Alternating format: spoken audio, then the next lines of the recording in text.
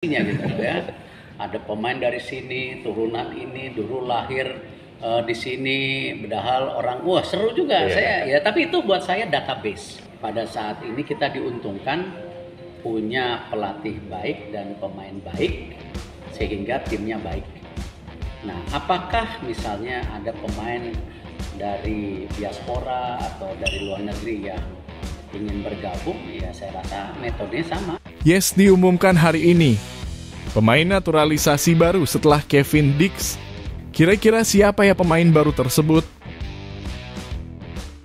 Langkah cerdas AFC. Tutupi rasa malu atas kecurangan wasit. Pemain timnas Indonesia dinobatkan sebagai pemain terbaik. Kira-kira siapakah dia? Bismillah. Semoga saja bisa. Kevin Dix dijadwalkan bisa bermain saat laga lawan Jepang.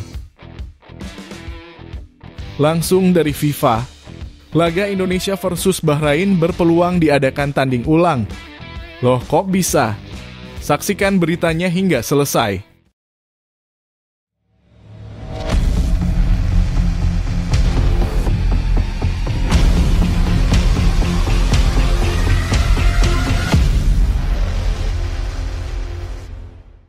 Mohon subscribe channel Timnasku Indonesia agar tidak ketinggalan informasi Timnas Indonesia.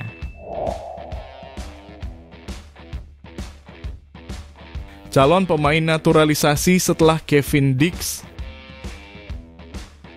PSSI semakin aktif melakukan naturalisasi pemain keturunan untuk memperkuat Timnas Indonesia.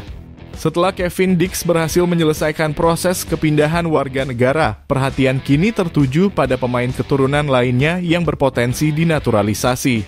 Kevin Dix yang memiliki darah Maluku secara resmi telah sepakat menjadi warga negara Indonesia (WNI) setelah berjabat tangan dengan Ketua Umum PSSI, Erick Thohir, pada Jumat 11 Oktober 2024. Proses naturalisasi Kevin dimulai pada Kamis 10 Oktober 2024 dengan menjalani pemeriksaan kesehatan. Setelah itu ia akan melewati beberapa tahapan penting, mulai dari penandatanganan dokumen oleh Presiden, persidangan di DPR, hingga pengambilan sumpah. Naturalisasi Kevin Dix ini diharapkan memperkuat lini pertahanan Timnas Indonesia dengan pengalaman bermainnya di Eropa. Lalu, siapa yang akan menyusul setelah Kevin Dix? Saat ini PSSI belum mengonfirmasi adanya pemain lain yang akan dinaturalisasi dalam waktu dekat. Menurut Erick Thohir, PSSI masih mencari pemain berkualitas yang memenuhi persyaratan FIFA dan merasa nyaman bergabung dengan Timnas Indonesia. Meski belum ada nama baru yang resmi diumumkan, beberapa pemain keturunan sudah masuk radar PSSI. Dua pemain yang paling banyak disebut adalah Ole Romanyi dan Mauro Ziegestra. Kedua pemain ini dinilai mampu memperkuat lini serang tim Garuda. Ole Romanyi saat ini bermain untuk FC Utrecht di Eredivisie dan telah mencetak 2 gol dalam 7 pertandingan. Sementara itu Mauro Ziegestra baru bergabung dengan Volendam U21 setelah kontraknya bersama NEC di Jmegen Oostrip 21 berakhir.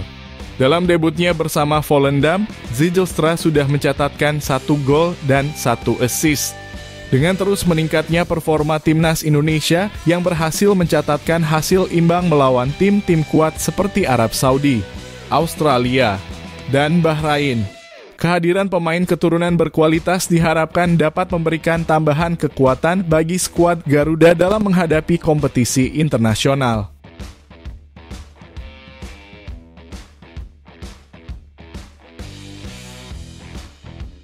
Maarten Paes dinobatkan sebagai pemain terbaik. Maarten Paes, kiper Timnas Indonesia, mencatatkan prestasi luar biasa setelah dinobatkan sebagai pemain terbaik dalam kategori Best Saves atau penyelamatan terbaik. Gelar ini menjadi penyejuk hati bagi para supporter Indonesia yang masih merasakan ketidakadilan akibat keputusan kontroversial wasit saat laga melawan Bahrain pada 10 Oktober lalu. Dalam pertandingan tersebut, Indonesia bermain imbang 2-2, namun banyak penggemar merasa bahwa Timnas dirugikan oleh keputusan wasit yang dianggap berpihak pada lawan. Keputusan AFC Konfederasi Sepak Bola Asia untuk memberikan penghargaan kepada Paes dianggap sebagai cara untuk meredakan kemarahan para supporter. Banyak yang berspekulasi bahwa gelar Best Savage ini adalah bentuk kompensasi atau upaya AFC untuk menjaga citra mereka, terutama karena Presiden AFC saat ini berasal dari Bahrain, negara yang menjadi lawan Indonesia dalam laga yang penuh kontroversi tersebut. Selama pertandingan melawan Bahrain, Maarten Paes tampil gemilang dengan sejumlah penyelamatan krusial yang menyelamatkan Indonesia dari kekalahan. Penampilannya yang luar biasa di bawah mistar gawang berhasil membendung beberapa peluang emas dari tim Bahrain. Beberapa momen seperti ketika Paes berhasil menepis tendangan keras di menit-menit akhir pertandingan menjadi sorotan utama dan mendapatkan pujian dari berbagai kalangan, bahkan dari pengamat sepak bola internasional. Bagi sebagian supporter, penghargaan ini mungkin terasa seperti pelipur lara meski kemarahan terhadap keputusan wasit belum sepenuhnya reda. Banyak yang merasa bahwa keputusan AFC memberikan gelar pemain terbaik kepada Maarten Paes adalah upaya untuk menutupi rasa malu, terutama mengingat adanya keterlibatan figur penting dari Bahrain di jajaran petinggi AFC. Namun di sisi lain, para pendukung timnas Indonesia tetap bangga dengan pencapaian Maarten Paes. Komentar-komentar positif mulai bermunculan di media sosial mengapresiasi kinerja sang kiper yang terus menunjukkan kelasnya di kancah internasional. Banyak yang berharap penampilan gemilang Paes ini menjadi inspirasi bagi timnas untuk terus memberikan yang terbaik di laga-laga selanjutnya meski harus menghadapi berbagai tantangan termasuk ketidakadilan di lapangan. Gelar Best Savage ini pun menjadi pengakuan atas kemampuan individu pemain timnas Indonesia, membuktikan bahwa meskipun hasil pertandingan seringkali ditentukan oleh faktor eksternal, kualitas seorang Maarten Paes tetap bersinar terang di tengah-tengah situasi sulit.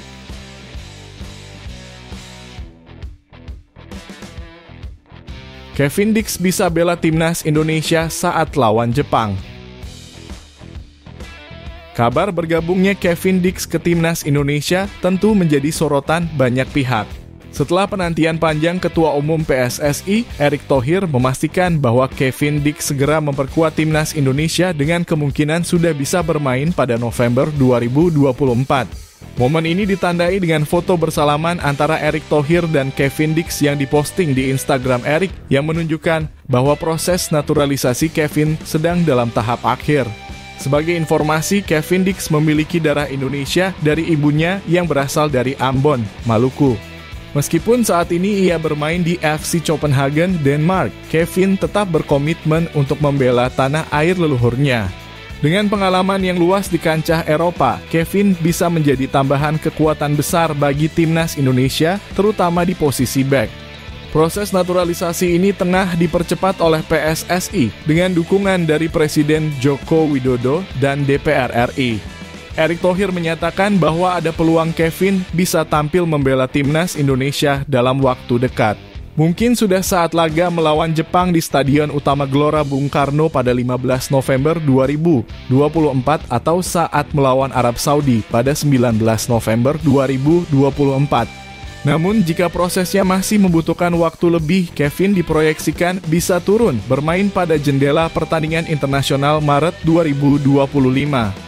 Tentu kehadiran Kevin Dix menambah optimisme supporter timnas Indonesia. Sejak berkarir di Eropa, Kevin telah menunjukkan performa impresif, baik di Vitesse, Fiorentina, Feyenoord, hingga kini di FC Copenhagen. Dengan lebih dari 130 pertandingan dan 16 gol, pengalamannya tak diragukan lagi. Bagaimana menurut kamu? Apakah kehadiran Kevin Dix dapat membawa perubahan besar bagi timnas Indonesia? Yuk, tuliskan pendapat dan harapanmu di kolom komentar. Apakah kamu setuju jika Kevin Dix langsung bermain November nanti atau lebih baik menunggu hingga Maret 2025?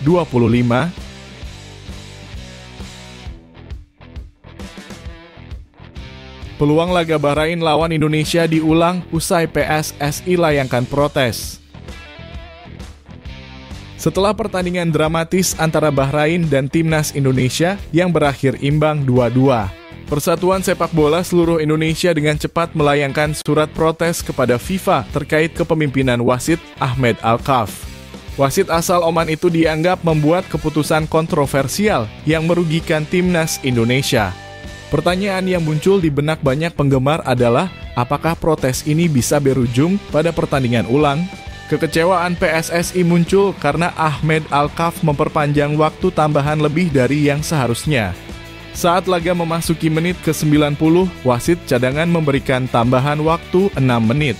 Namun Ahmed Alkaf baru menghentikan pertandingan pada menit ke-99, tepat setelah Bahrain mencetak gol penyeimbang yang menghindarkan mereka dari kekalahan. Keputusan ini membuat PSSI merasa timnas Indonesia dirugikan dan langsung mengajukan protes resmi ke AFC dan FIFA.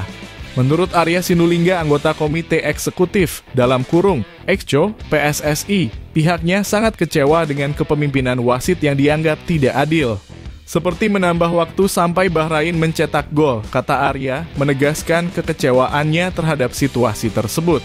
Namun, apakah protes ini bisa menghasilkan pertandingan ulang? Sampai saat ini, FIFA maupun AFC belum memberikan respons atas surat protes PSSI. Jika dilihat dari sejarah, ada beberapa kasus di mana FIFA memutuskan untuk mengulang pertandingan. Salah satu contohnya terjadi pada kualifikasi Piala Dunia 2018 antara Afrika Selatan dan Senegal. FIFA memutuskan untuk mengulang pertandingan setelah wasit Joseph Lamptey dinyatakan bersalah karena memberikan penalti kontroversial. Hasil pertandingan pun berubah setelah pertandingan diulang dengan wasit yang berbeda. Untuk kasus timnas Indonesia, peluang terulangnya pertandingan mungkin lebih kecil dibandingkan kasus Afrika Selatan versus Senegal. Namun, bukan berarti peluang itu tidak ada. PSSI kini hanya bisa menunggu respons dari FIFA mengenai apakah akan ada penyelidikan terhadap wasit Ahmed Alkaf. Jika terbukti ada manipulasi yang disengaja, bukan tidak mungkin pertandingan akan diulang. Bagaimana pendapatmu mengenai hal ini? Apakah menurut kalian pertandingan Bahrain versus Indonesia layak diulang? Mari berikan komentar kalian di bawah. Timnas Indonesia harus tegar meski kemenangan dirampok. Ketua Umum PSSI Erick Thohir angkat bicara mengenai insiden kontroversial yang terjadi saat Timnas Indonesia menghadapi Bahrain dalam kualifikasi Piala Dunia 2026 zona Asia. Dalam laga tersebut, Timnas Indonesia hampir meraih kemenangan 2-1 sebelum gol kontroversial Bahrain di menit-menit akhir mengubah hasil pertandingan menjadi imbang 2-2. Gol yang dicetak oleh pemain Bahrain Marhoon di menit ke-9 membuat banyak pihak merasa bahwa kemenangan Indonesia seakan dirampok mengingat waktu tambahan yang diberikan hanya 6 menit. Meski merasa kecewa, Erick Thohir tetap memberikan dukungan penuh kepada para pemain Timnas Indonesia. Dalam konferensi pers yang digelar di Post Blog, Jakarta Pusat, Erick mengapresiasi sikap tegar yang ditunjukkan oleh skuad Garuda di tengah kontroversi tersebut. Ia menyebut ketangguhan mental para pemain Indonesia di lapangan adalah cerminan dari karakter bangsa yang kuat dan tidak mudah menyerah. Tentu ketika kejadian kemarin kita harus apresiasi pemain-pemain kita yang sudah tegar dan fight. Ini ciri khas bangsa kita yang harus kita lahirkan, ujar Erick. Menurutnya, Timnas Indonesia telah memberikan peringatan serius kepada lawan-lawan di zona Asia bahwa mereka bukan tim yang bisa dianggap remeh. Erick juga menambahkan bahwa meskipun Indonesia dikenal sebagai bangsa yang ramah dan murah senyum, di lapangan mereka harus tampil serem dan penuh determinasi. Lebih lanjut, Erick meminta agar para pemain segera melupakan insiden tersebut dan fokus menatap pertandingan berikutnya. Dengan 7 pertandingan tersisa di ronde ketiga kualifikasi, target yang dicanangkan adalah mengumpulkan minimal 15 poin. Saya sudah bilang ke pemain untuk move on. Kita punya mimpi besar 15 poin. Hari ini baru 3 poin dari 3 pertandingan, tapi masih ada harapan, tambahnya. Dalam waktu dekat, Timnas Indonesia akan menghadapi Cina pada 15 Oktober 2024. Erick berharap para pemain bisa tampil maksimal dan tetap tegar meskipun hasil laga melawan Bahrain terasa mengecewakan. Bagaimana menurutmu, apakah Timnas Indonesia bisa bangkit di laga berikutnya? Yuk, tuliskan pendapatmu di kolom komentar.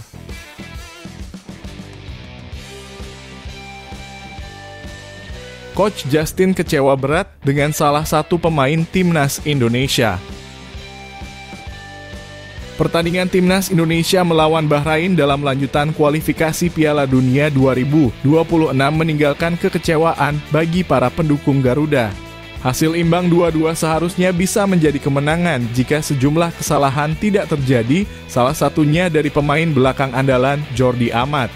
Dalam analisis yang disampaikan oleh Coach Justin, seorang pandit sepak bola senior, penampilan Jordi Amat dinilai menjadi salah satu penyebab timnas Indonesia kecolongan gol dalam pertandingan tersebut. Sejak babak pertama, Coach Justin sudah memperhatikan performa Jordi Amat yang dinilainya tidak maksimal. Menurutnya, bek keturunan Sulawesi Utara ini seringkali melakukan kesalahan yang fatal di lini pertahanan. Bahkan dalam beberapa pertandingan terakhir sebelum laga melawan Bahrain, performa Jordi dinilai terus menurun. Dalam tayangan di kanal YouTube Justinus Laksana, Coach Justin secara terang-terangan mengungkapkan kekecewaannya terhadap kepercayaan yang masih diberikan oleh pelatih Shin Tae-yong kepada Jordi Amat. Sampai kapan Shin Tae-yong mempercayakan lini belakangnya kepada Jordi Amat? Di babak pertama, saya hampir tidak melihat kontribusinya. Malah dia lebih sering membuat kesalahan daripada distribusi yang diinginkan, ujar Coach Justin. Ia menambahkan bahwa jika sejak awal Shin Tae-yong memilih Rizky Ridho sebagai starter, permainan timnas Indonesia mungkin akan lebih berkembang. Jordi Amat sudah beberapa kali tampil buruk dan kita kebobolan. Nggak ada peluang, nggak bisa mengontrol bola, lanjutnya. Hal ini tentu menjadi sorotan karena Shin Tae-yong selama ini sangat mempercayai Jordi Amat sebagai pemain kunci di lini belakang. Namun dengan kesalahan yang berulang, banyak pihak mulai mempertanyakan apakah kepercayaan tersebut masih layak diberikan. Pandangan Coach Justin ini menarik untuk didiskusikan. Apakah Anda setuju dengan pendapat bahwa Jordi Amat perlu lebih banyak berada di bangku cadangan? Atau mungkin ada faktor lain yang menjadi penyebab hasil imbang ini? Mari bagikan pendapat Anda di kolom komentar.